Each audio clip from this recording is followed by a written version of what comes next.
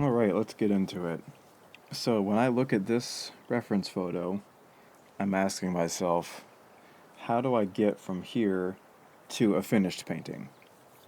What are all the things that I need to consider for this? Well, first thing I'm going to think about is how I'm going to create my value study from this scene, which I've already done here. So, let's see if I can have both of these showing at the same time. So, we've got this really pretty scene down in a canyon just outside of Sedona, Arizona. It's called Oak Creek Canyon. And what you're seeing here are apple trees. This is the remnants of an ancient, well, not ancient, but an old orchard from the late 1800s when this canyon was settled. And the settlers planted some apple trees, and they still persist today. So, the legacy of the Old West lives on through these apple trees. I'm not sure if these are the original apple trees or if they are descendants of the original apple trees. Not sure. But we've got this kind of interesting dichotomy of trees that were planted by man with this pretty straight path contrasting against this really beautiful natural backdrop. And then I like how this canyon wall starts up here, and then it kind of swoops around, and then it recedes farther and farther into the distance as it moves away, giving us a really expansive sense of space. I like how this canyon wall is darker than the lit area of these background trees right here. I like this cast shadow from this apple tree, which kind of connects over into this trunk. So, taking all that into account, oh, and then we've got, I like how these branches are breaking up the frame in the top right-hand corner. I'm definitely going to include that in my painting. So, this value study was a little tricky for me to do, because everything seems pretty close together in terms of value. So what I do, if I find myself in a situation like this, is I squint my eyes, and I make everything really blurry when I'm looking at my reference photo. And that helps the different values pop out to me a little better. So I've decided to leave the grass and the path down here as light value. And then the apple trees, the underside of these apple trees, the trunks, the cast shadow, that will all be part of the middle value shape. And then that goes up into the background foliage, up into the cliffs, and then over. So most of these cliffs will be middle value, and then they will lighten up as they move into the distance. So I need to make sure I don't paint these too dark, especially the background ones, and honestly this one too, because this cliff is a very interesting feature of the painting, but it's not the main focus. The main focus is right here.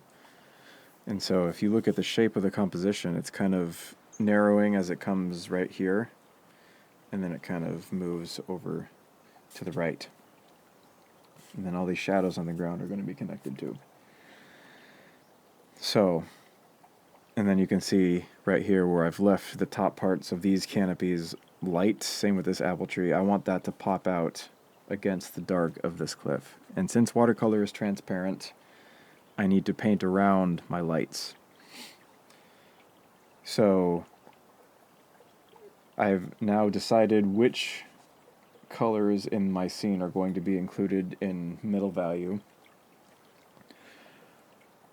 And you've also probably noticed that everything that I've decided is middle value is forming one big connected shape across the entire scene. Everything that is middle value touches something else that is middle value, and it all flows together.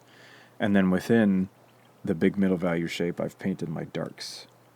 So the trunks of these trees, and then some of the background foliage, and some of these darker pine trees that are sticking up. I like the contrast of that, the shape of those tall triangular pine trees right there. So I've got my reference photo. So step one, to get from reference photo to finished painting is do a value study. That's step one. This is going to solve a lot of problems for you. It's going to give you a chance to practice the painting ahead of time, especially if you do it in paint, which I always do. This is just Payne's Gray.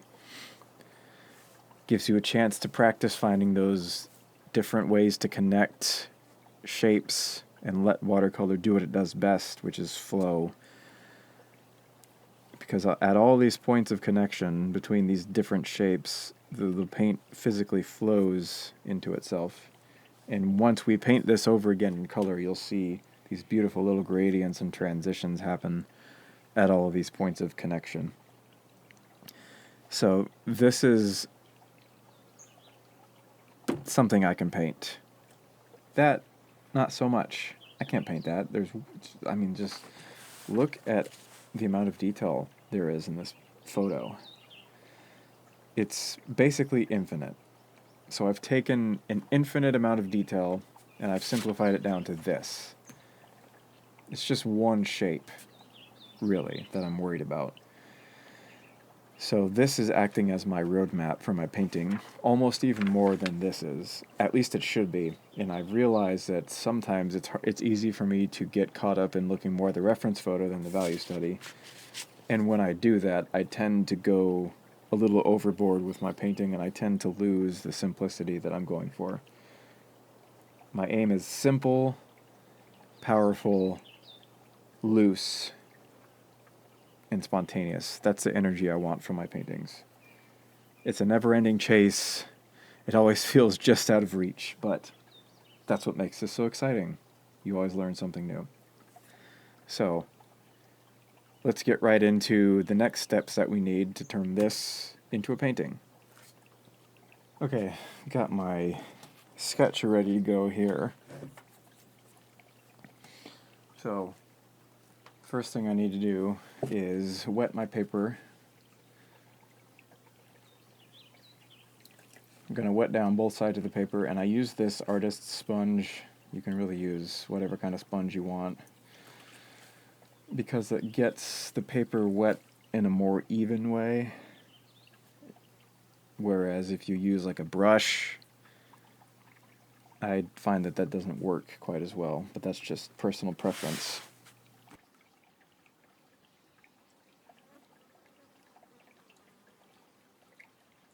So I flipped it over and I'm going to do the same thing to the other side.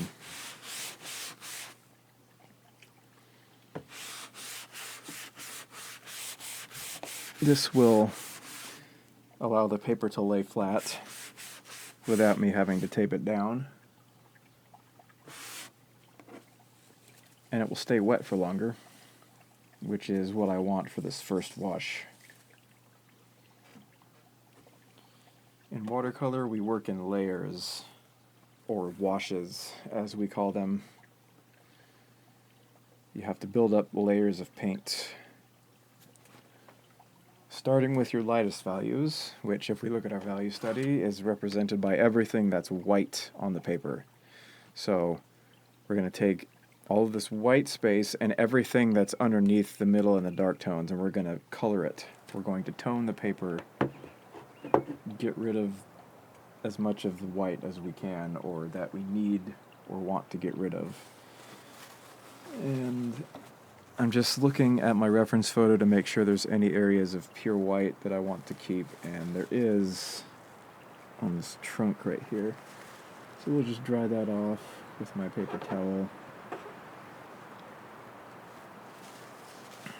We're going to need to paint around that trunk to preserve that white, unless later on, if we need to, we can paint over it again with gouache. Now, in the reference photo, the sky is kind of grayish, but I think I want more of a blue sky for this scene, so that's what I'm going to do. Just going to mix up a sky color here really quick. Cerulean blue, cobalt blue. Probably more heavy on the cerulean blue. We're going to throw in some of this lavender. Kind of take the edge off a little bit.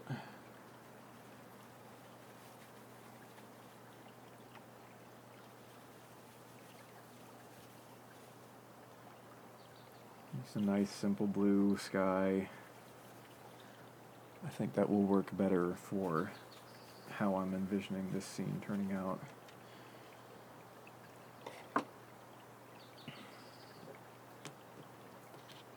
Paper's starting to buckle a little bit in the middle because I didn't wet it evenly enough. If you see that, you can just take your spray bottle, flip the paper over, and just spray along the area that you're seeing that ridge form, and it should help flatten it out.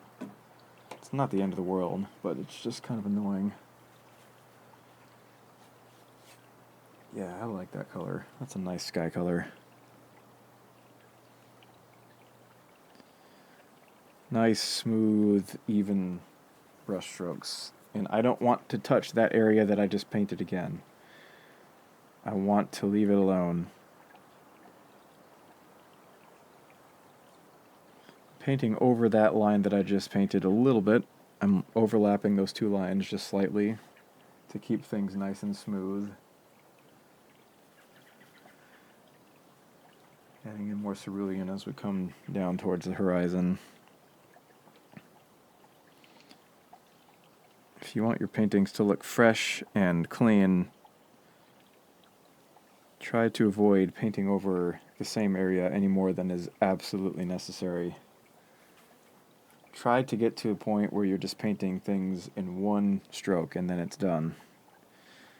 That conveys a sense of confidence and spontaneity with your painting.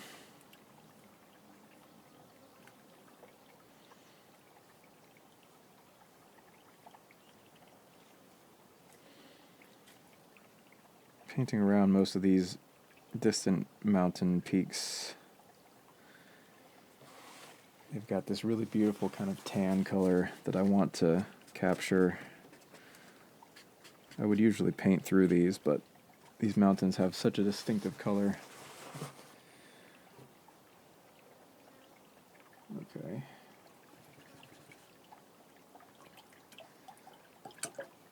So that'll just about do it for the sky.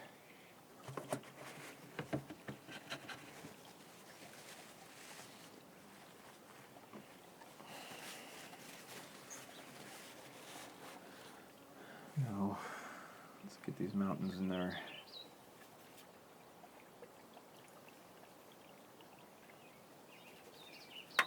Yellow ochre, burnt umber, just the very lightest of washes.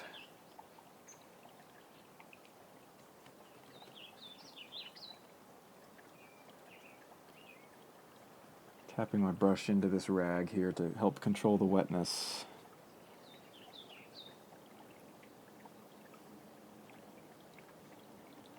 And it's okay that the top of this shape is going to fuzz up into the sky. That's what I want to happen. I want it to do that.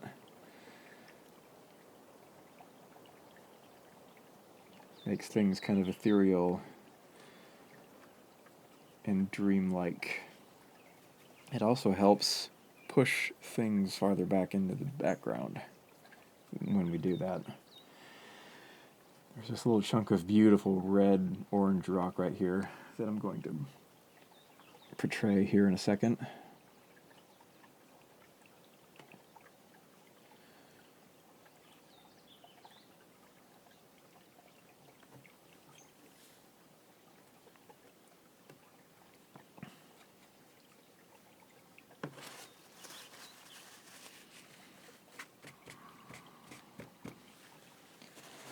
Lifting up some of that paint. See that I can get that tan color in there as well.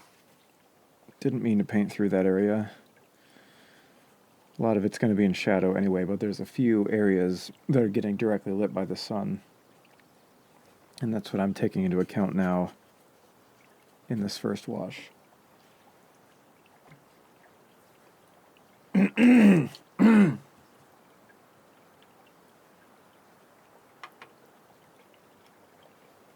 Some oranges and reds and yellows. Drop that in there for that. It's kind of a nice bold pop of color.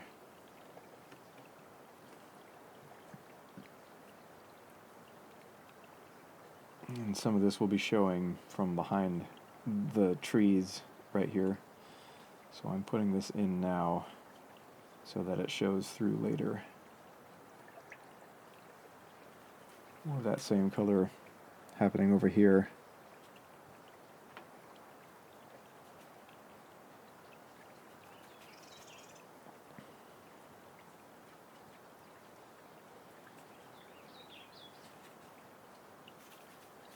This is going to be more of a dull red, so I'll mix it into that blue a little bit.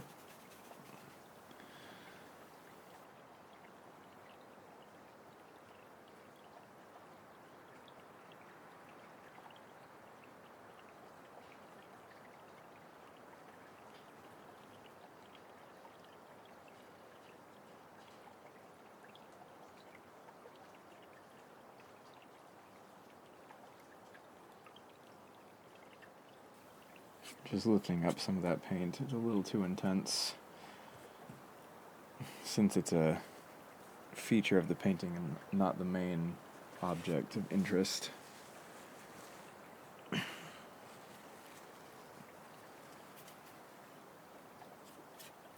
dropping some of that similar kind of color for this path.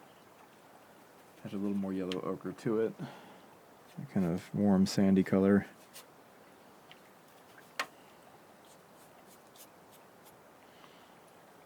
Leave some dry brush marks.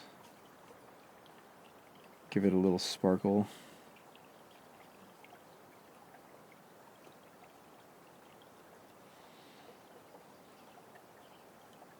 I don't have to be too precise with my shapes right now because the next phase where we paint the middle value is where I will come back in and tighten up a lot of these shapes. Now for the greens, beautiful, beautiful vibrant greens happening.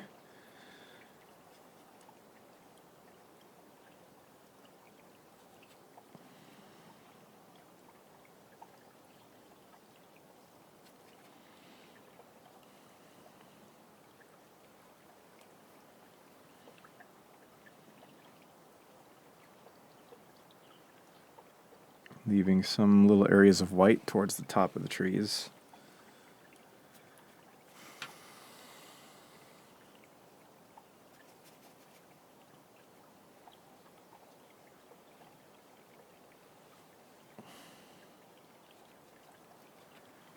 Threw some yellow ochre in there to kind of make the color vary and change a little bit.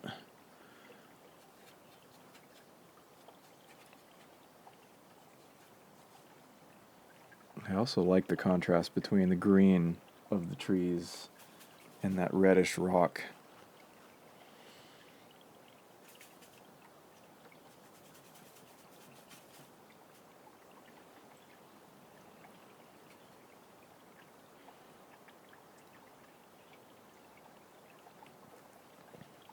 Leaving just a few areas of white around the edges of the canopy.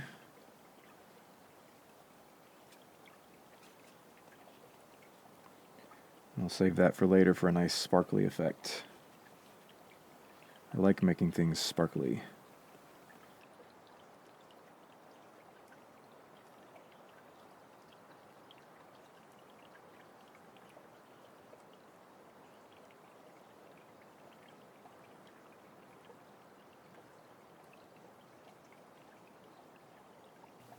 Paint around that tree trunk. Because remember, we have to preserve that highlight in there. So I'm just painting around the whole thing. But any time where there's not a pure white highlight that I need to preserve, I can just paint right through it. That tree trunk right there, just paint right through it.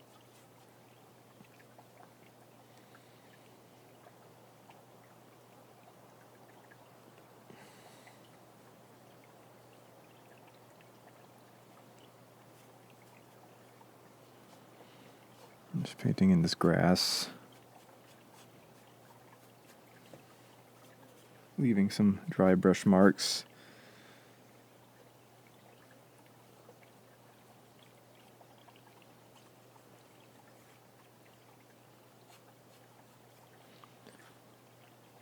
Drop some red in there. Grass is never just pure green. There's all kinds of different color variations happening if you look closely. And I'm going to come back and add some texture to this grass later on, probably. Once again, this is just setting the stage for what comes next. Does not look like much of a painting right now. And keep in mind with watercolor, it's not really going to look like much of a painting until about the last 10 minutes or so, where everything kind of comes together at once. So if you find that when you're painting something, you're starting to get frustrated with it and you're thinking, oh, this does not look good, this is never going to turn out, this looks really bad, I suck as a painter, whatever. Just finish the painting before you make any judgment calls about if it turns out or not. I mean, sometimes it really is a lost cause and you need to start over before you finish it. Sometimes you just know, but you will surprise yourself with how often, if you just push through that little feeling of, oh, this is not working, that little panic that sets in, that little, it makes my skin get all prickly, you know, those stress prickles. Once you start feeling that, just tell yourself, nope, I'm going to finish the painting first, and then I'll decide if it's a disaster or not. Because if you give up on a painting at this phase, you never know how it's going to turn out. You have to allow the painting to come together. It takes a lot of patience and restraint. Watercolor is great at teaching you patience, I've I've realized. And just trust the process and trust yourself more than anything. Trust the process, trust yourself. We can start adding some middle value to these trees while things are still damp.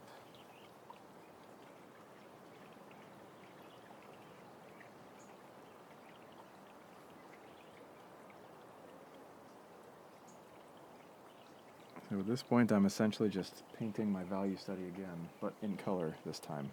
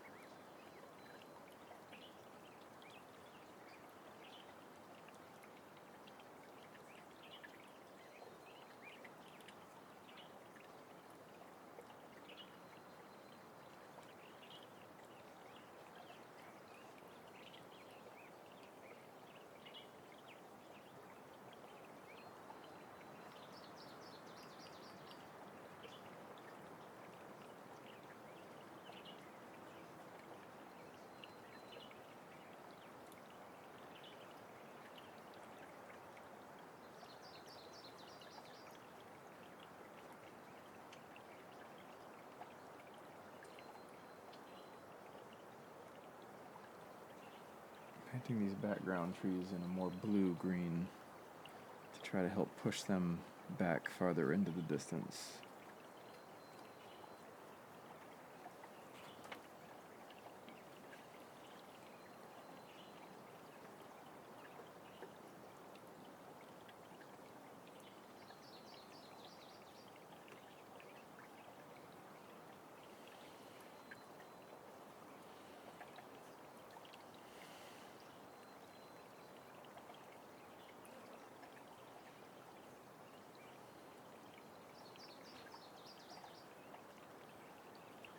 Dropping in some of that foliage on this little peak here.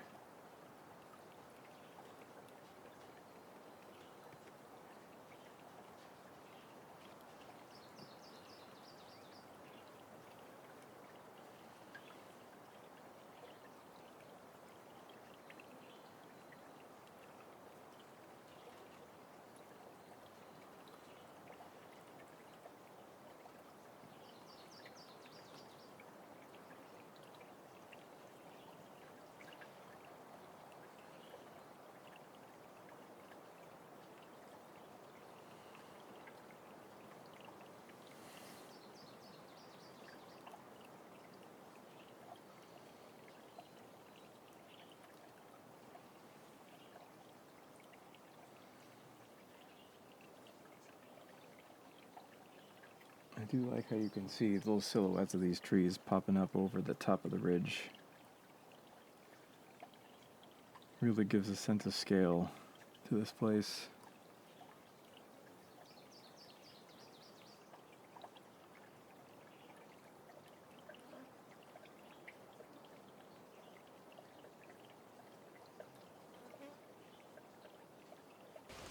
And a few tiny details on these very distant peaks.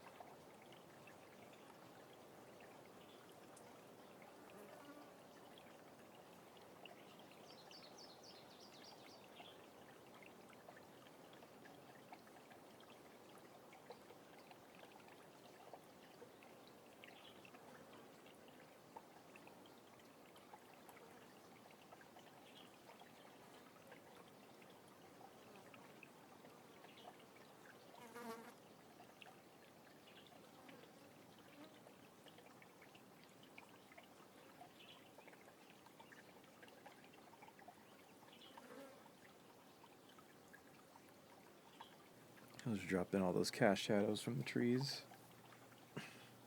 I sprayed it with the bottle a few times to soften those shadows a little bit.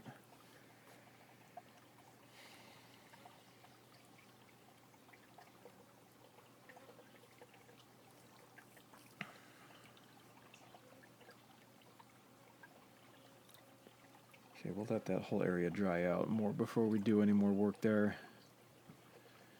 Let's get to this cliff.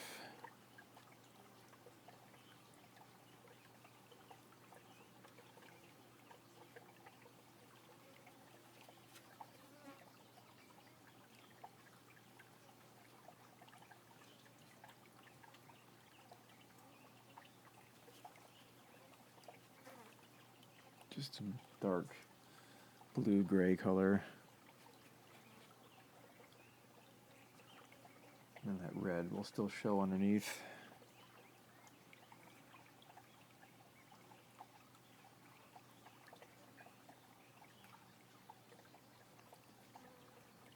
I'm going to try my best to not get carried away with all the crazy details going on in this cliff, and that's where having the value study helps so much. I can just look at that if I feel like I'm getting caught up in too many details.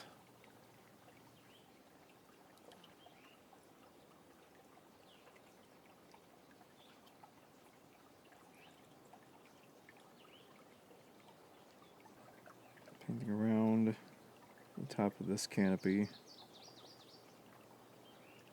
And this is where those highlights are really going to pop out.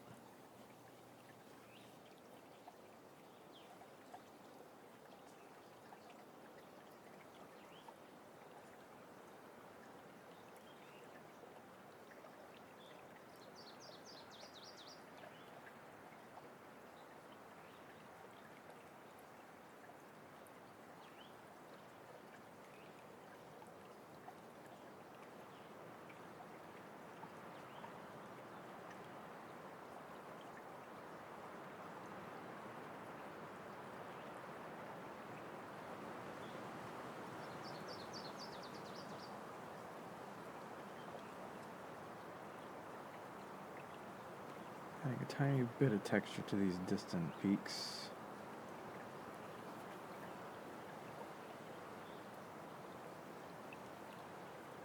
So most of the middle value shape is done.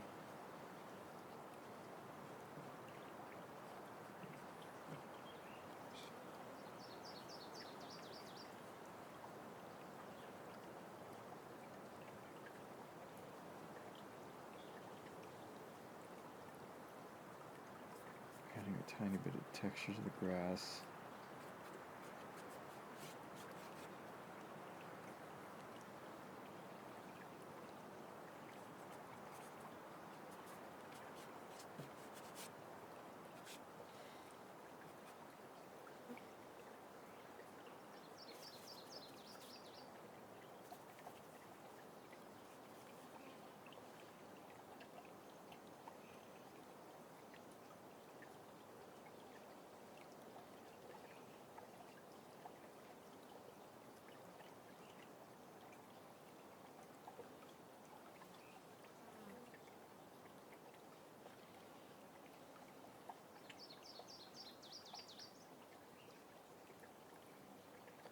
So I've got my brush splayed out like that. I'm kind of just tapping it here and there, making it just look like little tufts of grass sticking out.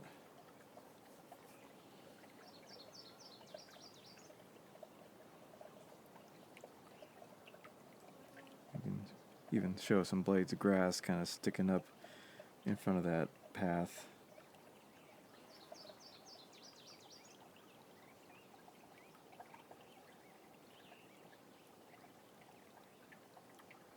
It's a really subtle detail, but it will make a lot of difference.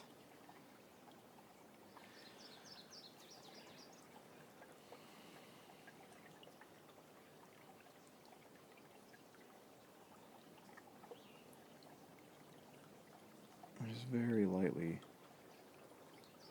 almost barely touching the page, just whipping it across the top.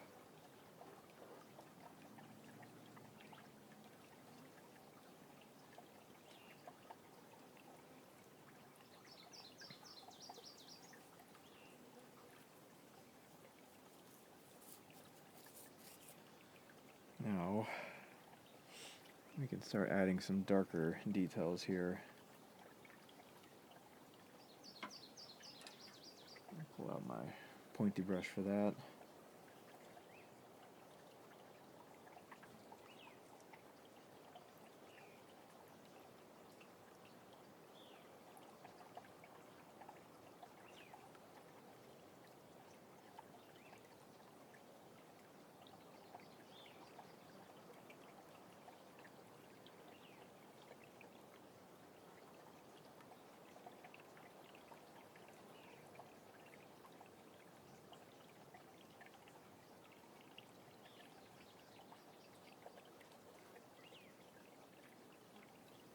So I'm using the darks in the background to separate out the foliage of this foreground apple tree a little better by really pushing the dark right next to it.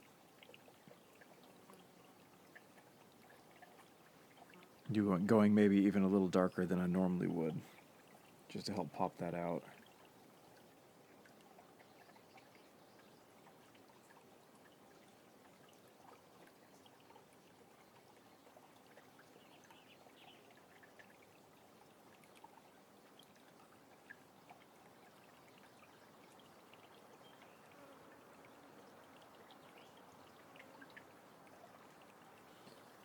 Start adding some details into this cliff that's in shadow here.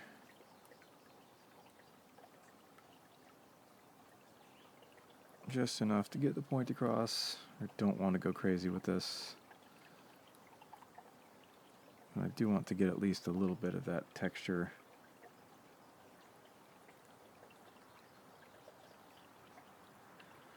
Shadows within shadows. That's what we're seeing here. This cliff is already dark and in shadow, but there's even darker areas within that. And if you look in the value study, we had already separated that out. See that? The darks within the mid.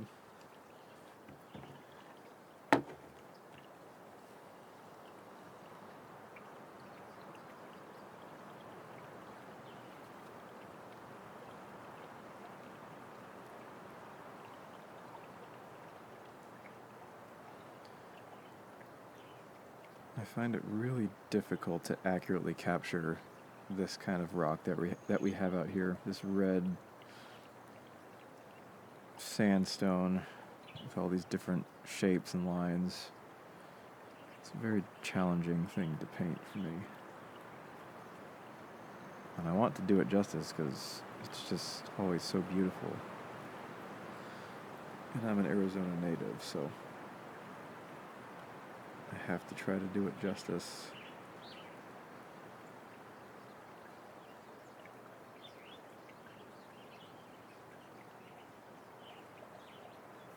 Okay, I'm probably going to leave that alone. Don't want to go too crazy with the details of that cliff, because it will distract from everything else.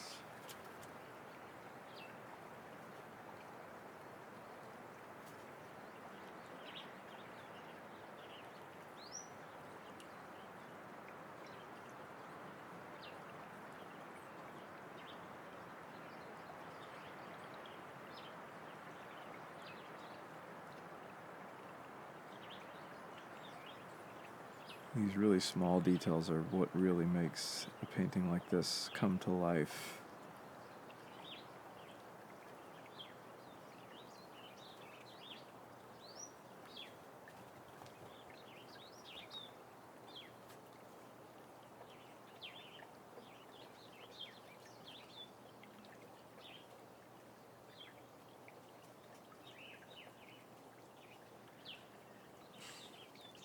I can really darken up some of these trunks now.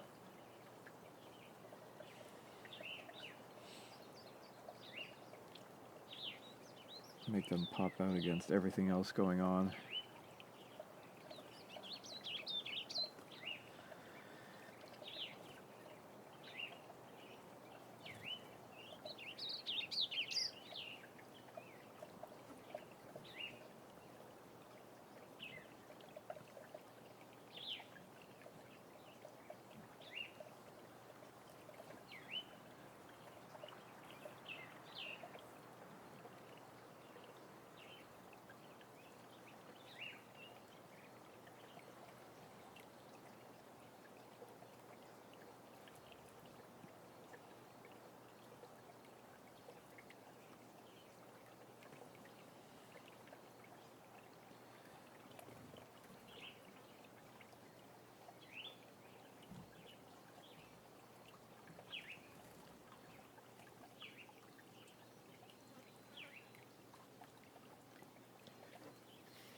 Now it's starting to look like a painting.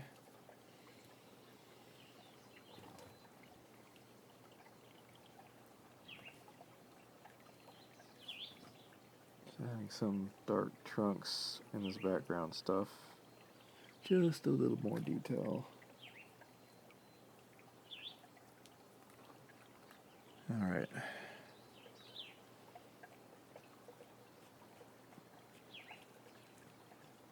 I want those trunks to kind of blend in with that shadow a little bit, so I'm kind of just swiping it with my finger very lightly.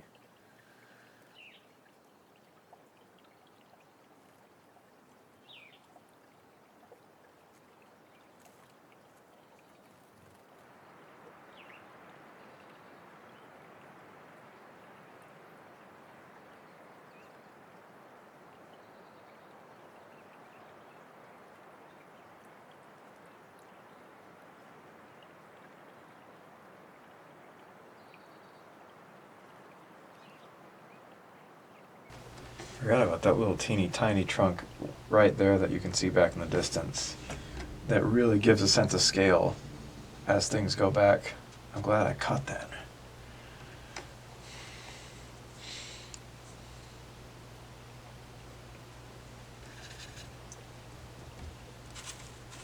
I want to darken this area just a little bit.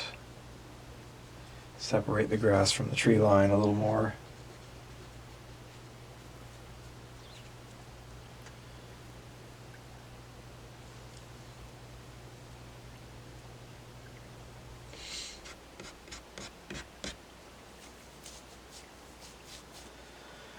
Anything else? Anything else? Let's see. Path needs a little texture, just a little bit. I also want to drop some trees in on top of this peak. Again, for that amazing sense of scale we get with this piece. And this brush has the tiniest, finest little tip on it you could imagine. It's a Escoda number 6. I'm not sure what kind of brush exactly it is, but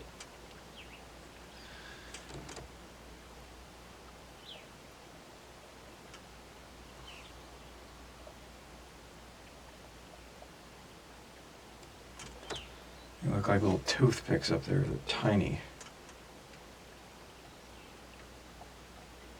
Yeah, this is West Fork in Oak Creek Canyon. Very interesting place.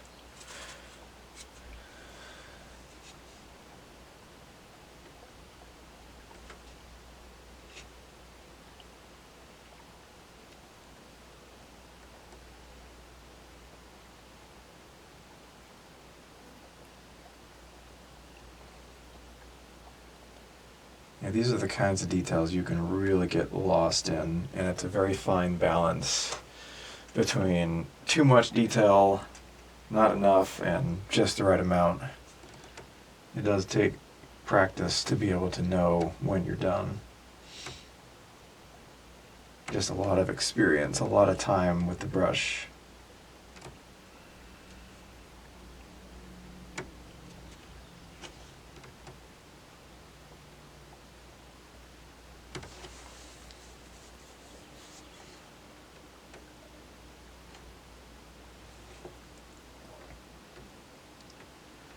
I'm just indicating just the faintest little hint of pine trees on the slopes of these canyon walls. They're really just vertical squiggles that get kind of wider as they go to the bottom, but that's all your brain needs to know in order to say, that's a pine tree, I know what that is. Your brain loves to describe and name things. So as an artist, we can allow the viewer to participate in the creation of the art by leaving things just the right amount of vague so their brain can have some fun and fill in the details. You don't need to spell everything out for them. Let them participate in the painting.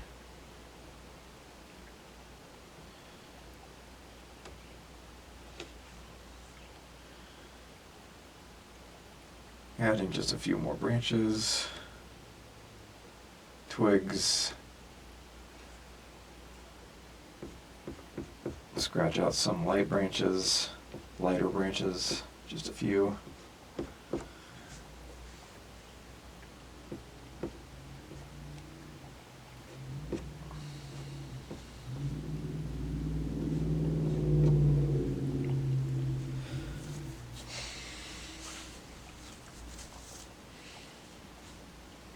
Alright, things are coming along nicely. We're looking pretty good.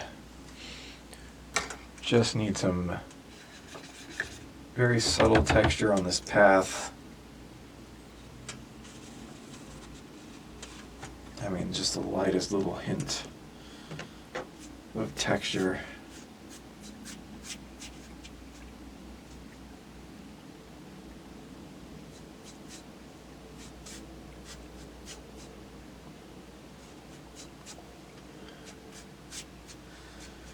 That's all she needs.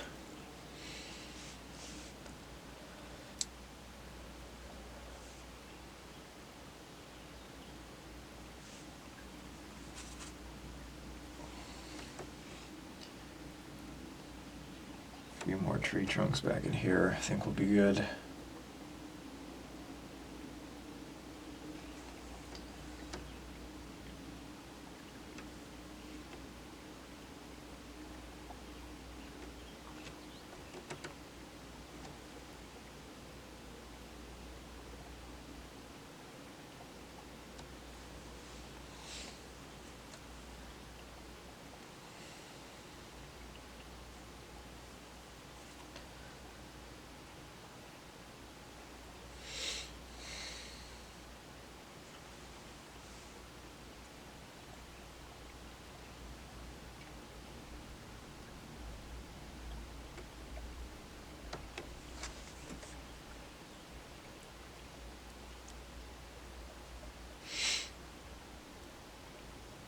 Okay, so just a few last touches to make here, and this painting is done.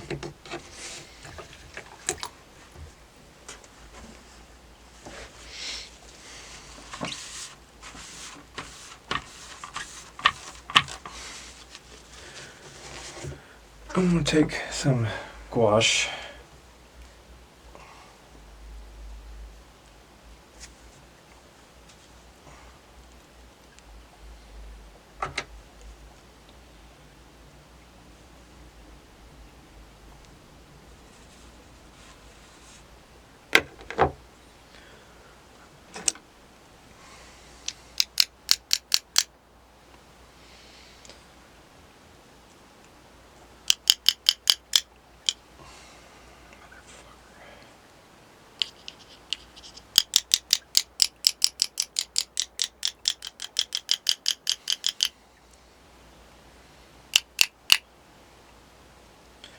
Just tapping it a few times here and there.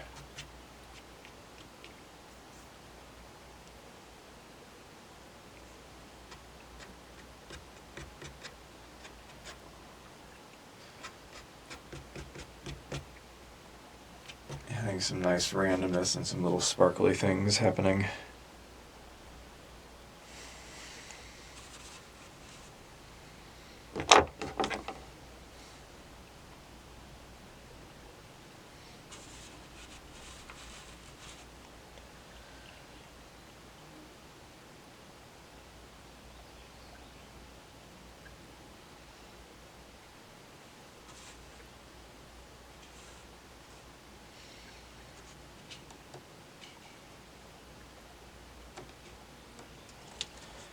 Adding a little sparkle to some of these leaves